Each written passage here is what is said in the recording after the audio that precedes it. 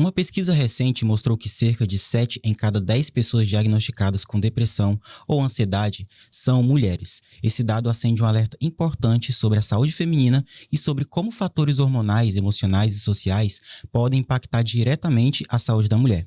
Hoje a gente vai fazer um passeio pela vida da mulher, do ciclo menstrual à menopausa, da maternidade à sexualidade, do corpo à mente. E para aprofundar essa conversa, nós trouxemos duas convidadas muito especiais. Ela é psicóloga familiar, especialista em saúde da família, a alma por trás do Lê Maternagem em Palmas, parceira de vida e viagens do Dinho, mãe do Zeca e da Nina, e olha, uma baiana retada, doutora Ana Cléber Araújo, seja muito bem-vinda. E também ela que é médica especialista em ginecologia, endócrina e sexóloga, apaixonada pela natureza da saúde da mulher e também mãe da Lu, doutora Bárbara Costa. Seja bem-vinda, doutora. Certo. E para a gente iniciar esse bloco, né, falando sobre a questão da individualidade da mulher, nós percebemos que elas muitas vezes passam, né, por uma montanha-russa em questão de emoção, de hormônios. O que as pessoas, Ana Clébia, elas relatam muito sobre isso dentro do seu consultório? Eu atendo mulheres num período pós-parto, né? Ali entre gestação, puerpério, né? Então, há uma grande questão hormonal que acontece nessa fase da vida para as mulheres. Então, a montanha-russa, ela existe. A montanha-russa, na verdade, para as mulheres, ela existe todo mês, né? Porque existe ali, né, a questão do ciclo menstrual, como você mesmo falou, que a gente ia caminhar por ela. Então, essa montanha, ela já existe.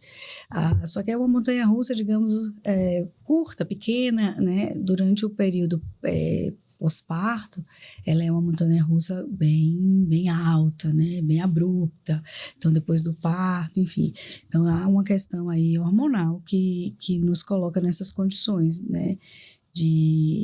Dos aspectos emocionais. Uma hora está num estado, outra hora está em outro, porque há uma liberação de hormônio e para cada fase há uma liberação e uma queda hormonal. Então, é um impacto desses hormônios no nosso corpo, que vai afetar diretamente as nossas emoções. Uhum. Certo.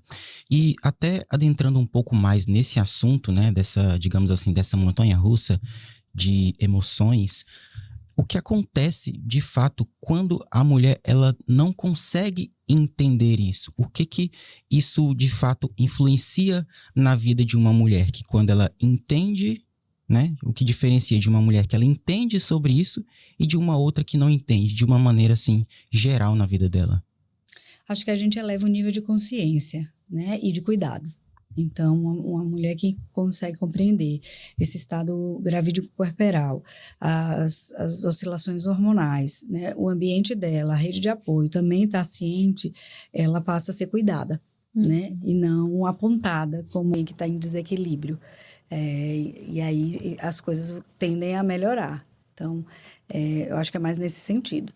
Quando você tem um nível de consciência para entender o quanto que isso afeta realmente a vida da mulher, o quanto nós precisamos, enquanto profissionais da saúde, cientistas, né, estudar e trazer esse nível de consciência para a sociedade, isso vai melhorar as questões emocionais, porque ela vai entender aquilo que está acontecendo com ela. Uhum. Quando não entende isso, quando desqualifica esse lugar, aí a mulher é colocada no lugar de que a saúde mental dela está abalada, quando, na verdade, existem questões metabólicas que não estão reguladas.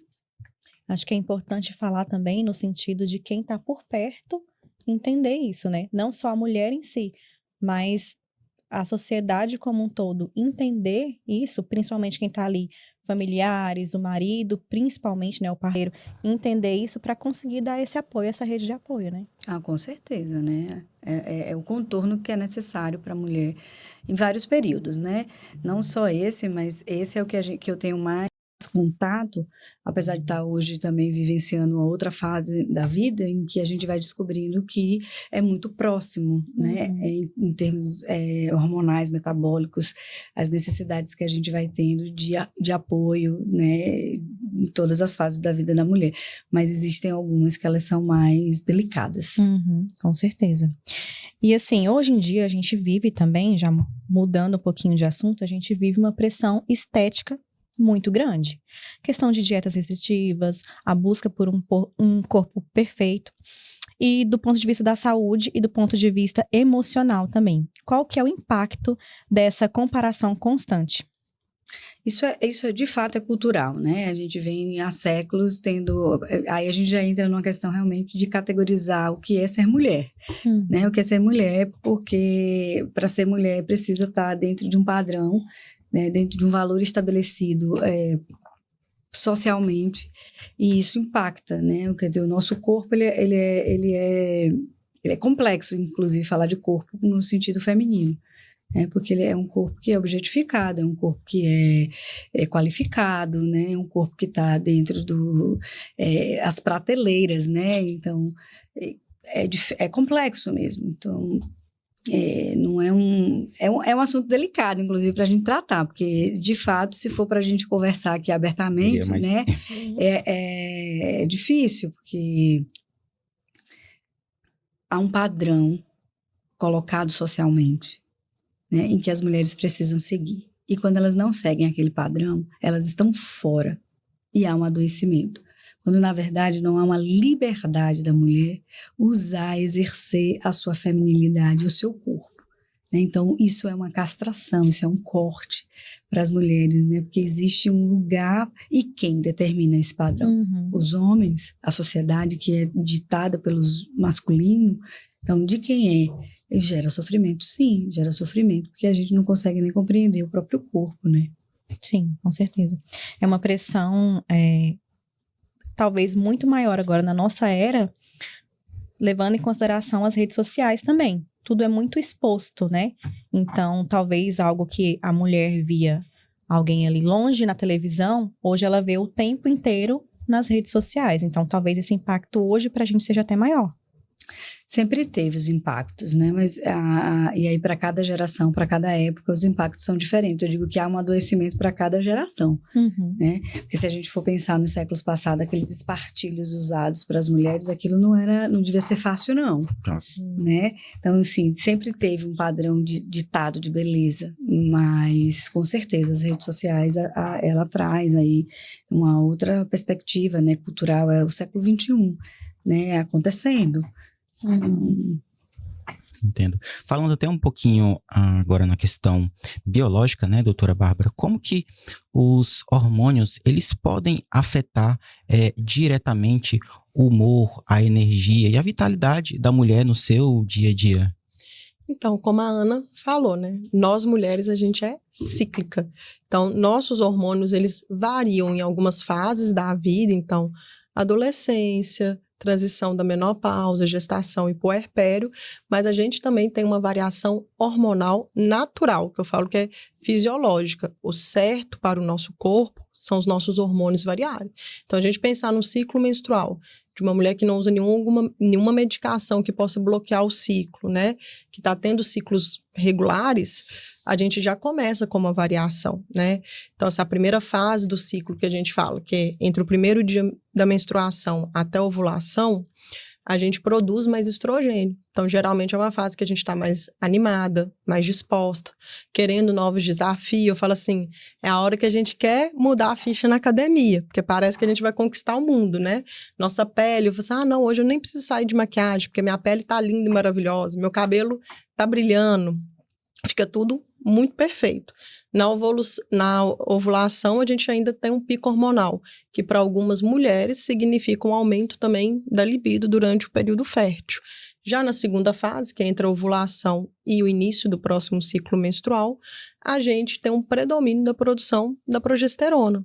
Então, principalmente no final da segunda fase, é normal a gente querer ficar mais quieta, ficar mais reflexiva, introspectiva, a gente pode ficar mais inchada, sentir os sintomas famosos da TPM, né? Cólica, uma predisposição para doce, que a gente estava conversando um pouco aqui antes de começar o podcast. Sim. Então, assim, claro que eu falo assim, isso tudo é normal, é esperado. Então, eu falo muito para os pacientes, a gente não pode normalizar algumas queixas, mas a gente também não pode patologizar o fato de ser mulher. Porque as pessoas acham que porque a gente menstrua e porque os nossos hormônios variam, que só o fato de ser mulher é ser doente. E não é. Tanto é que eu converso muito com as minhas pacientes, quando elas vêm com uma queixa. Minha TPM está muito intensa. Então, qual que é o grau de incômodo na sua vida? Ela é TPM, ela é intensa, mas você consegue manejar ou não? Está te impedindo de trabalhar, de fazer suas atividades diárias, você está tendo conflitos de relacionamento, seja no trabalho, em casa, ou com seu parceiro ou sua parceira? Porque a gente tem que se entender. Eu falo muito assim, conhecimento é poder.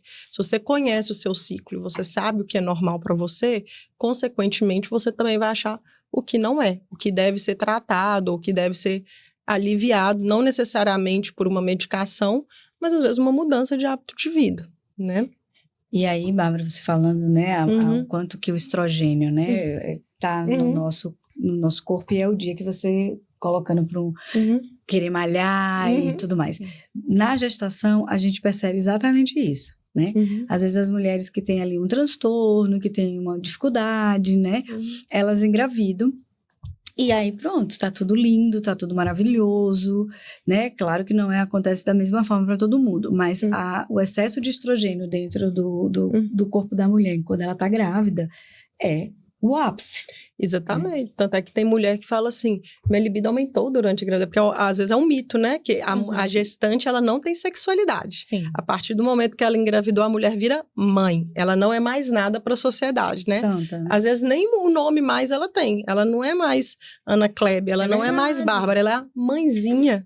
O nome dá uma raiva. As pessoas... Você sabe se a mulher quer se chamar de mãe? Você sabe, né? Sabe quanto é a gestação dela? Ela tem um nome, né? Ela passou a vida inteira sendo conhecida por um determinado nome. Eu tenho uma amiga minha que está grávida, que ela relatou, ela falou assim, Bárbara, você está grávida, as pessoas encostam na sua barriga sem te pedir. Ela estava esperando uma consulta como fisioterapeuta, quando a paciente saiu, nem conhecia ela, chegou e tocou nos peitos dela, falou assim, gente, isso daqui que é bonito. Olha isso, sabe? Tipo, você não sabe se ela tá sentindo, como ela tá naquele dia, se ela tá de bom humor ou não, se ela tá com algum sintoma, né? Mas voltando à questão do estrogênio, então assim, realmente a gestação é o ápice. E aí, quando a paciente vive o puerpério, é o oposto. Já no parto, tem uma queda muito drástica desse estrogênio que ficou alta a gestação inteira, né? E aí pode começar a ter alguns sintomas. Então, tem o baby blues, tem a depressão pós-parto. Mesmo se não tiver isso, a questão hormonal, ela favorece a paciente querer ficar mais em casa e, ao mesmo tempo, tem um recém-nascido, né, Ana, que tem que ter os cuidados e demandam cuidados mais intensos, mesmo quando a paciente tem uma rede de apoio, né? Então, ela fica naquela confusão hormonal, mas o contexto todo mudando ao redor dela, né? E a gente não sabe se tem rede de apoio ou não, até fisicamente. Então, eu falo para as minhas pacientes, gente, a amamentação não é o que mostra na TV, não é só colocar o bebê bonitinho e vai começar a mamar e pronto, é aquela conexão. Então, é muita coisa nova, tanto para o recém-nascido, para a mãe, quanto para o parceiro ou para a parceira, junto com o mix hormonal ali que ela também não está sabendo. Então, por isso que eu falo, atender mulheres não é só pedir exame, não é só fazer diagnóstico. Às vezes é entender o contexto e, principalmente, conversar e ensinar a mulher, né? O que ela pode esperar ou não, né, Ana? Com certeza, né? Que é aquilo que a gente estava falando, o nível de consciência. Né? Porque quando você sabe, né, do que esperar, você pelo menos tenta se preparar. Porque não é uma preparação que vai lhe garantir, mas é uma preparação que vai fazer com que você tenha melhores apostas, né? Em melhores condições de cuidado. É importante a gente falar o quão importante é o acompanhamento para essa mulher. Tanto de um profissional que vai olhar para os hormônios dela, quanto para um profissional que vai olhar as emoções dela. Porque naquele momento ali que ela se torna mãe, ela muitas vezes vai ficar perdida, ela vai se perder a sua própria identidade. Então, ela não vai mais saber quem ela é. Você falando da questão de tocar na barriga sem pedir. De fato, quantas vezes as pessoas vão cumprimentar a mãe, não cumprimenta a mãe, cumprimenta direto a barriga. Ai, nenenzinho, não sei o quê. Então, aquela pessoa pensa, quem sou eu agora nesse momento? Qual que é o meu papel aqui? E aí, quando o neném nasce, continua. Então, às vezes, a família que estava ali, né, onde ela era cuidada, onde ela era o centro, quando o neném nasce, tudo se volta pro neném, que é super natural, mas ela se vê, às vezes, desamparada. Então, assim, qual que é a importância, Ana, dessa mãe ter esse acompanhamento emocional? Eu acho que a mãe ela precisa ser cuidada de forma transdisciplinar, né? O emocional é um aspecto que não é visto. Sim. Né? Ele precisa ainda ter bastante espaço, mas ela precisa ser vista de forma transdisciplinar.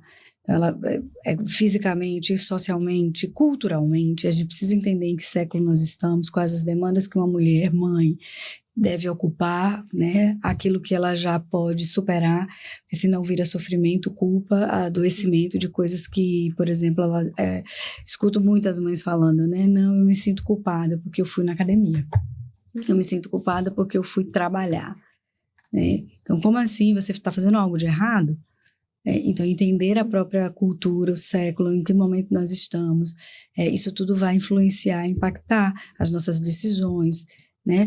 Eu quero botar um bebê para dormir porque eu estou exausta. Sim, você está exausta, mas é o bebê que você vai colocar para dormir? Por que você quer botar esse bebê para dormir? Porque é uma necessidade do capitalismo, de performance, de hiperprodução, e as mulheres não conseguem nem parar, né?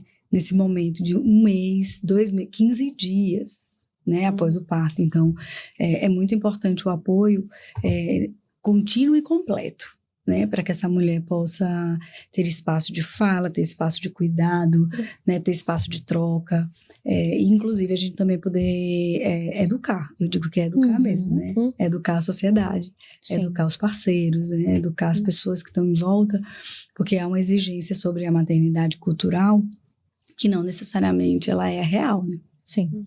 Ok.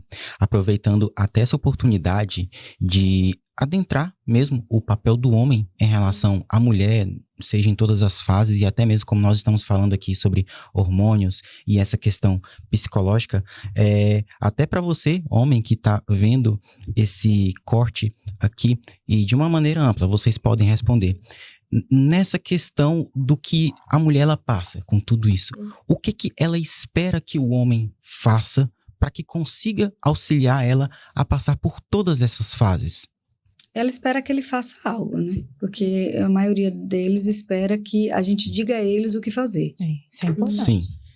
E eu vejo isso muito, né? Porque como sexólogo, aí às vezes, né? A queixa mais comum das mulheres em todas as fases da vida é a diminuição da libido. E às vezes uma coisa que me marcou muito foi uma paciente me falando assim, meu marido não entende que quando eu chego em casa e a louça está lavada sem eu pedir para ele, ou seja, ele já fez, sem eu ter que demandar, isso para mim é muito mais excitante, sei lá, do que ele comprar uma lingerie. Por quê? Isso a gente vê em relacionamentos de longa duração muito. A mulher, ela quer ser ouvida e vista, e ela não quer ter que falar o tempo inteiro, né, dar instrução. Porque mesmo quando o homem fala, não, mas eu faço tudo, mas como que você está fazendo? Você faz porque você quer fazer ou você espera a sua mulher mandar ou pedir, espera ter um conflito, né? Então, assim, a mulher às vezes ela cansa de falar, cansa de conversar e cansa de demandar, mesmo que não esteja brigando. Mas, assim, é isso, a questão do contexto, né? A mulher, ela tem que cuidar, tem que limpar, tem que criar e tem que orientar. Então, mesmo às vezes quando o parceiro faz, mas ele faz sobre uma orientação. Então, eu vejo muitas as pacientes falando assim, não, meu relacionamento é bom, ele é um super namorado, ele é um super parceiro, ele é um pai maravilhoso, só que eu tô cansada. Aí, quando a gente vai esmiuçar isso, né, que eu falo muito assim, não espere, gente, que no final de um dia completamente cansado, a mulher com todos esses estresses que a gente tem do dia a dia, né, o famoso multitarefa, que eu não gosto disso, né, porque é como se a gente fosse obrigada a cada hora estar fazendo alguma coisa, aí você tá num dia exausto, você deita na cama e magicamente sua libido vai surgir. Não é assim que funciona, né?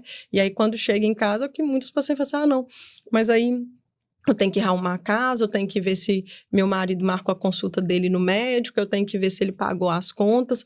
Então, é mais uma carga que ela tem, esse cuidar, que teoricamente as mulheres nascem sabendo cuidar, e eu falo muito teoricamente, porque na verdade a gente foi ensinada, isso é um peso. É por isso, igual você falou no início, por que as mulheres têm muito mais doenças como depressão e ansiedade do que os homens?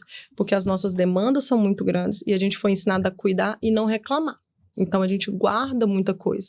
E isso muitas vezes vai sair em formato de algum tipo de doença. Todo esse acúmulo de função, toda essa, vamos dizer assim, tudo isso que não foi falado, né? Uma hora sai.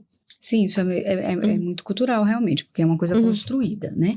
Então, a mulher, ela é subjetivada, assim, que a gente diz, né? Então, ela se torna mulher e o homem se torna homem, e isso desde pequenininho, que a gente vai colocando os dispositivos diferentes do brincar, daquilo que cada um vai fazendo. A menina tem a bonequinha, a menina cuida da casa, o menino ganha as ferramentas, o menino ganha o carro.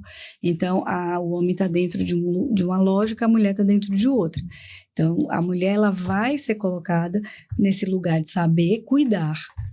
Então, quando, por exemplo, o bebê nasce, imagina, a mãe sabe ser mãe, afinal de contas ela é mulher, né? Então, e aí uma dica, né, se pudesse dar para os homens, porque eu sei que também não é uma coisa simples, porque é uma construção também do masculino, né? Vocês não estão antenados da mesma forma, porque não foi construído, né? Então, é parar e pensar assim, como eu cuido? Como eu cuido? Como eu posso cuidar disso aqui? Entende? Porque se a gente é subjetivada nesse lugar do cuidado, significa que se tiver alguma coisa, a gente vai lá para cuidar. Então, é pensar nisso. Como eu cuido? Né? E deixar as emoções também poderem sair, né? Deixar as emoções saírem para poder a gente entender o que falar, expressar também, né? Conversar, compartilhar. Isso, compartilhar, porque a mulher, ela fica muito nesse papel de educadora, de quem tem que estar projetando, de quem tá, e aí vem realmente a demanda invisível, né, que não é colocada na ponta do lápis, como inclusive a criação de filho não é remunerada, então não está na ponta do lápis, né, tudo que a mulher faz. E aí ela cansa realmente, porque ela não está no lugar de educar o marido, ela está talvez juntos para educar o filho. Sim. Né? E aí ela precisa ficar fazendo essa educação. Né? Então, é se colocar no lugar de cuidador. E é um exercício que precisa ser feito diariamente e rotineiramente, né? Então, ele vai precisar aprender a fazer isso constantemente, não é algo que ele vai pegar e falar, hoje eu vou pensar como eu posso cuidar e vou fazer alguma coisa, mas amanhã é completamente diferente. É algo que precisa, como você falou, é uma construção. Precisa ser construído dia após dia, certo? E a mulher precisa deixar. Isso. E para deixar, precisa sair desse lugar da culpa. Afinal de contas, decidimos juntos, né? Sim. Ter um filho, de qualquer forma, é uma decisão, independente de como ela aconteça, ela é uma decisão.